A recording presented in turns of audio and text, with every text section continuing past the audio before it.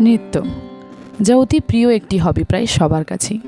বিশেষ করে যারা নৃত্যশিল্পী বা নাচ জানেন তাদের কাছে তো অবশ্যই। আমারও আঁকা আঁকি, গান এইসবের পাশাপাশি নাচটাও শেখা হয়েছিল। তবে নাচ গান পরে শেখা বন্ধ হয়ে যায় এবং হবি হয় ছবি আঁকাটি। তবে নাচ গান ছাড়িনি কোনো দিন, আসলে ছাড়তে পারিনি। এই নাচ গান আঁকা সবগুলোই আমার কাছে ভালোবাসা। সবের সাথেই ছোটো থেকেই একটি ভালো লাগা রয়েছে, তাই প্র্যাকটিসে থাকি এখনও। আজ ইন্টারনেট ঘেটে অনেক খুঁজে এই নৃত্যশৈলী নারীর ছবিটি আঁকতে বসলাম। আসলে নাচের মধ্যে কত্থক ডান্সটাই শিখেছিলাম, তাই এটার প্রতি আলাদাই একটা টান।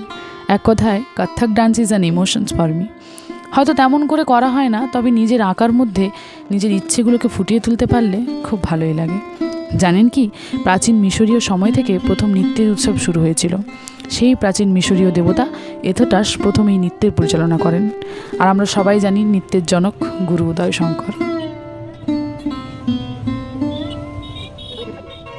যেমন আঁকাআঁকির মধ্যে নিজের মনের ভাবকে প্রকাশ করা যায়, তেমনই নাচের মধ্যেও খুব সুন্দরভাবে নিজের দুঃখ, রাগ, ভালো লাগা সব কিছুকে খুব সুন্দরভাবে প্রতিস্থাপন করা যায়।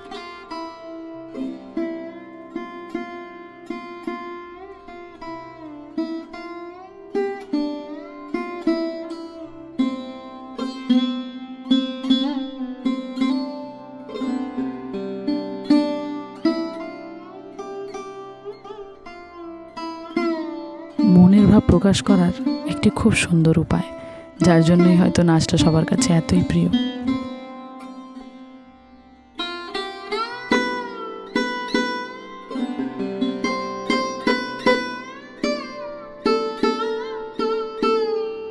যাই হোক, নিজের জীবনে থাকা শখ বা ছোট ছোট প্রতিভা কখনোই ছেড়ে দিতে নেই। আর নৃত্য, সঙ্গীত ও চিত্র আমার জানতে এইগুলো সবই সাধনার জিনিস। সাধনা না করলে, ভালো না বাসলে কখনোই ঠিকমতো শেখা যায় না। যেমন আমি হয়তো চিত্রকে একটু বেশি ভালোবেসে ফেলেছিলাম, তবে নৃত্য ও সঙ্গীতটাও আমার কাছে ততটাই প্রিয়। তাই মন খারাপ হোক বা ভালো, সবসময় সঙ্গী করে নিই এদেরকে। এদিকে আমার ছবি কমপ্লিট। ব্ল্যাক অ্যান্ড হোয়াইটের ওপর বডিটা এবং অয়েল প্যাস্টেল কালারে কালারিং করেছি শাড়িটা। ছবিটা কেমন হয়েছে অবশ্যই জানাবেন। ধন্যবাদ সবাইকে।